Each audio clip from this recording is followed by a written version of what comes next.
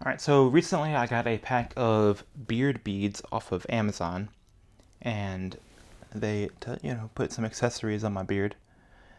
This is kind of a Nordic themed set, and so it's got just a metal piece with a hole in the middle, and it's got like runes, and there's different shapes and sizes and stuff like that. I was wearing them for the Renaissance Festival.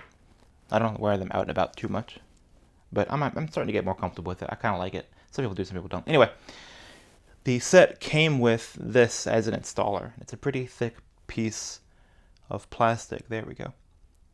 Pretty thick piece of plastic.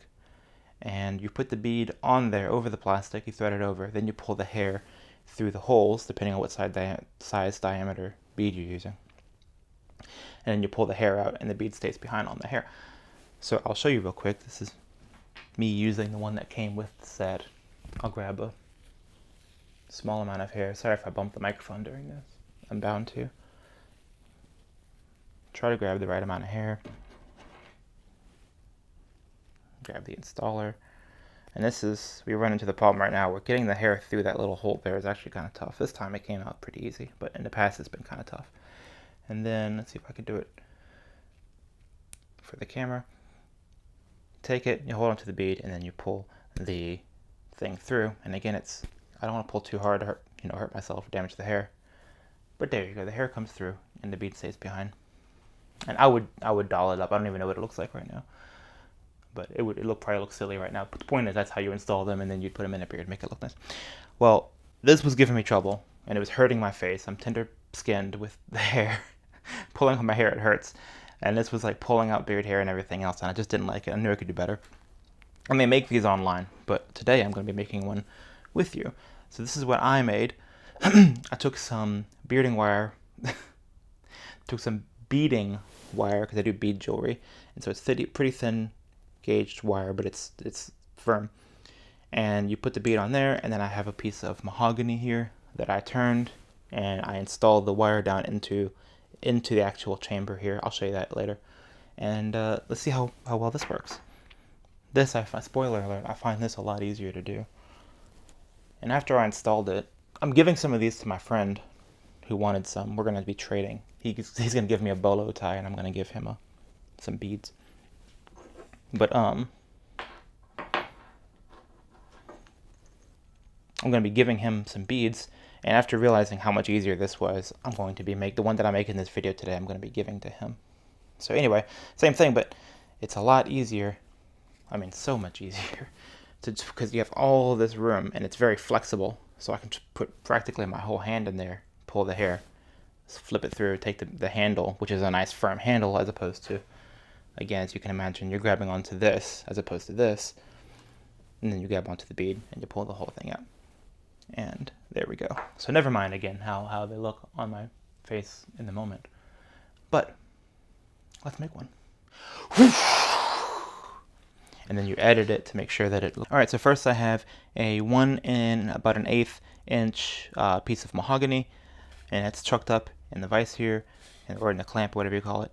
And I have a 5/16 inch drill bit. This is going to bore out the hole for the beading wire to be inserted into later. And I have a little marker here that's a little bit over an inch in. None of these are critical, but anyway, I'm going to bore a piece into the end, and then I'm going to switch this out with this piece to hold it. So I'm going to turn it between centers. Excuse me. You guys know what this looks like if you turn. I'm going to put this on this end, and I'm going to switch this out with a live center. So let's drill out a hole. Put some face protection on just in case. I like to check everything.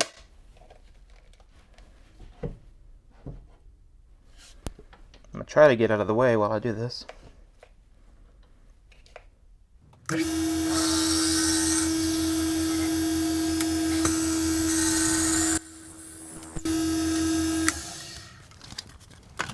Alright. There we go. So we should have a hole in the center of this. I'll again switch this out with a live center and put this in the tailstock. And then, or I keep saying these words backwards. You know what I'm about to do. I'm about to put it between centers, and we're going to turn it into our shape. See you in a minute. Alright, so like I said, I've got the piece chucked up in here. I've got the hole into this live center here with a little Morse taper on it.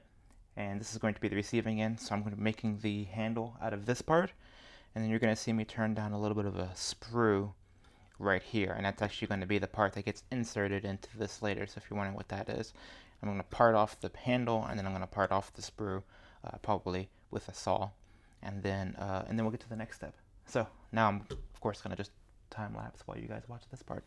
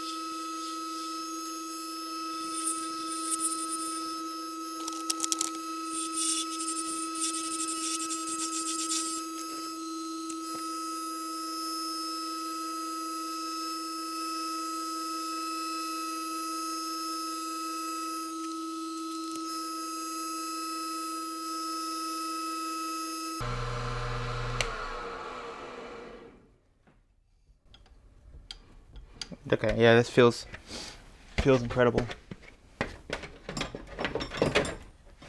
Very happy with that so far.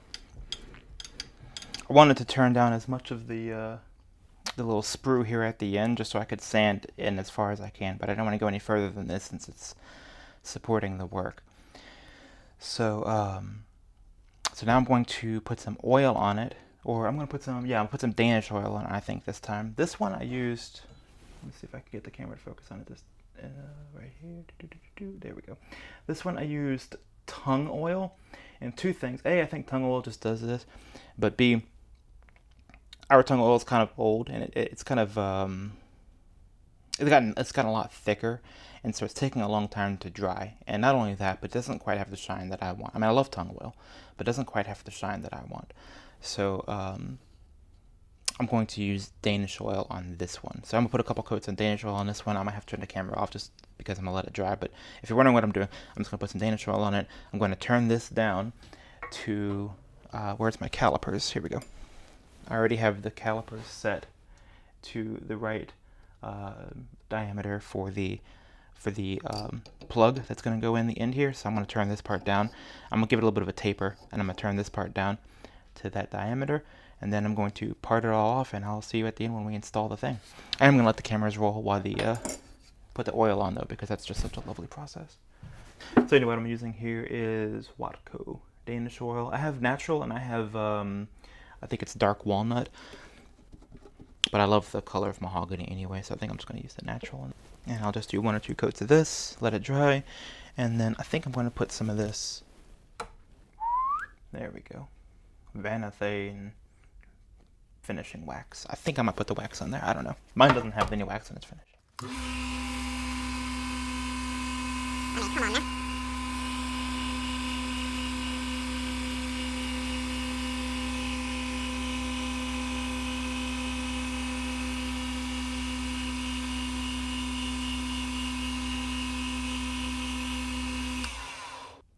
All right, so here we are. Here's the old one and the new one.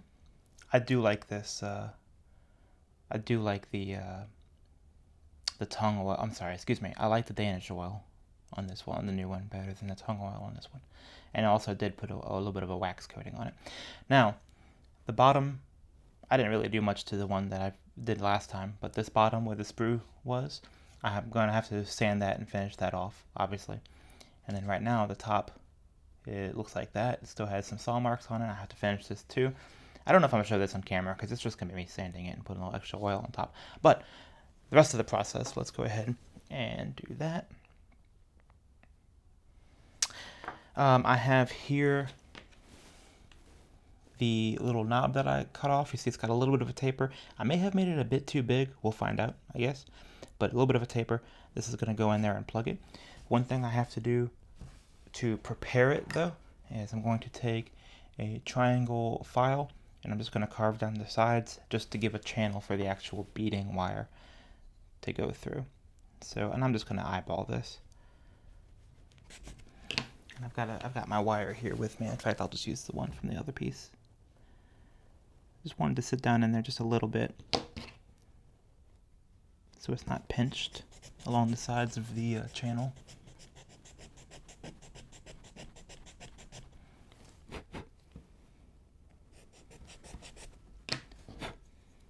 Now, something I'm going to do differently this time than last time. I think that's going to be okay. I'll go just a little bit deeper. Now, something I'm going to do differently this time than last time is on this one. Let me see if I can get the camera to look at this. Okay. On this one, you can see that I have both pieces coming out of one hole on the side. And it occurred to me afterwards that what I might do is a channel on opposing sides. So let's try that. So I'm going to try to find 180 degrees from the other one. I know the camera won't be able to pick this up, but I want to look at it real carefully. 80 degrees. I'm sorry, 80 degrees. Yes, 80 degrees is the number. And I didn't get it right, but I think this is going to be okay. 180 degrees from the other side. Okay. Now what I'm going to do, put this aside for a minute. Let's get you aside. Let's get you aside. Now what I'm using here is this beading wire that I use for jewelry projects. It was this 19 strand. I don't see the diameter on here. Oh, here's the other side of it. So 0.46 millimeters, 0.018 inches. So pretty thin beading wire. I'm going to cut off more than I need.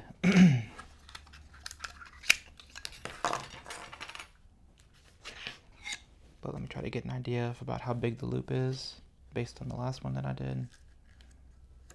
And cut off a decent bit more.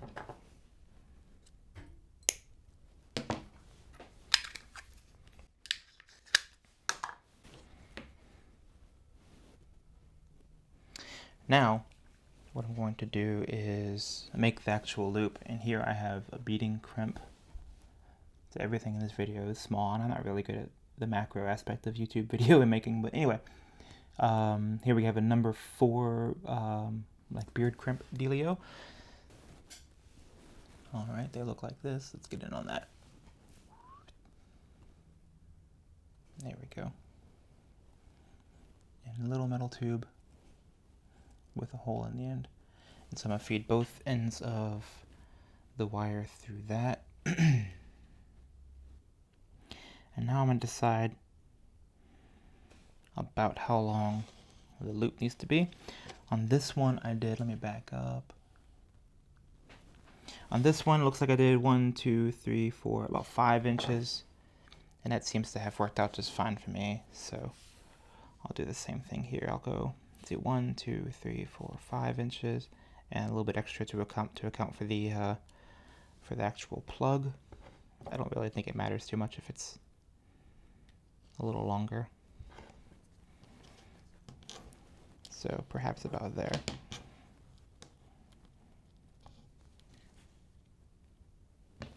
Now I've got this little crimping tool, and all I do is I put it on here and crimp it down.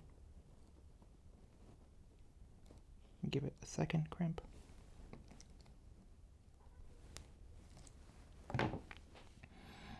And now that's not really going anywhere, but really don't want this thing to pull off while we're trying to install it. So I'm going to do a reef knot on the bottom here. Go right over left and around. It's also called a square knot.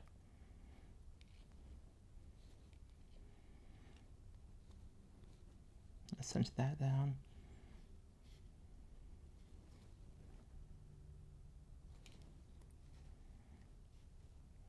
Now this wire doesn't really want to hold very well, but you'll see here in a second what I'm about to do. And then I go left over right. Apologize if the camera's not picking up much of this. It'll be over soon, I promise. And I'm going to take just a piece of flat pliers here and kind of just pinch all that down just to kind of crunch it a little bit. Okay. Now what I'm going to do, this thing is still a little bit loose, but now what I'm going to do is I'm going to take this piece here and I'm going to glue it to the bottom of this. Let's do that.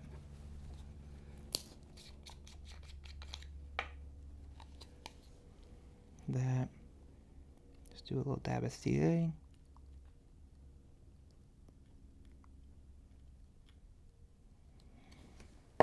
And in my experience, this takes forever to cure out here. Let me get it about how I want it. And put some activator on it.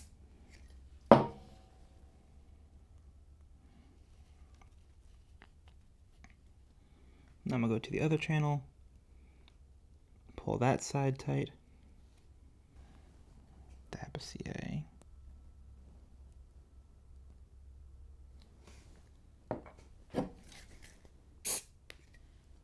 Lock that down.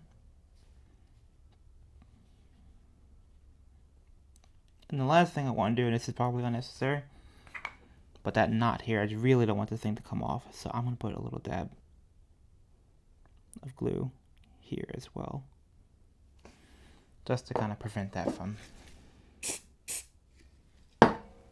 coming off. Okay. I'm going to clip the excess wires here.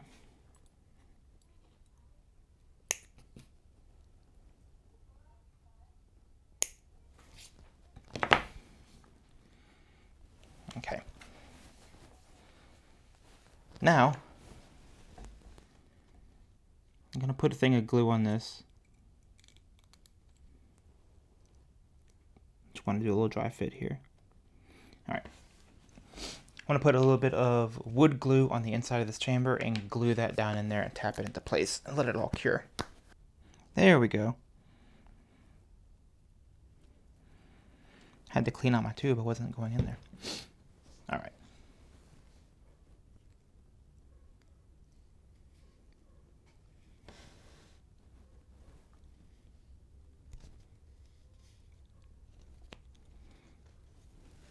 Okay.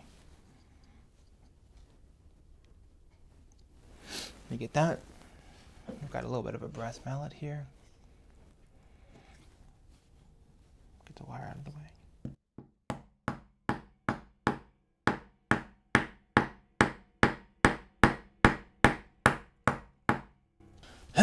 Alright, well, there's no two ways about it. I tapped it in too far and wound up splitting the wood right here and on the other side, which is really, really, really frustrating. But it's only gone down so far. It's not going to split the whole piece or anything like that. So what I'm going to do is I'm going to do a little bit of wood filler and glue and fill this up and sand it, and it'll be okay. But that is very, very frustrating, and I just want to be forthright about it. So that's that. And then now all I'm going to do is I'm going to take this and sand this. I'm going to file this down, sand it, refinish it, and do the same thing on the bottom. But there we go. Made a bead installer for a good friend of mine. Really upset about that crack, but I'm going to just repair it and give it to him. I mean, it's not like this is like a structural piece of anything, so really kind of frustrated about that. But I think I can fix it. So thank you guys so much for being here. And I wanted to be honest too about, I mean, this kind of stuff does happen in a workshop, right? So I might make a new one off camera, but I already went ahead and filmed this whole video. So I'll make a new one and give it to him, or I'll repair this one and give it to him. But either way, I wanted to be open and honest about it. So there we go. But there is his bead installer. Now I have to, before I put any kind of real strain on this, I have to wait for all the glues to cure and everything else too. So I don't want to tug too much on it. But there we go. Thank you guys so much for being here and watching. I really do appreciate it. I've got a bunch of fun stuff coming up in the works, and hopefully you guys stick around for it. So thanks again, and we'll see you next one. Bye.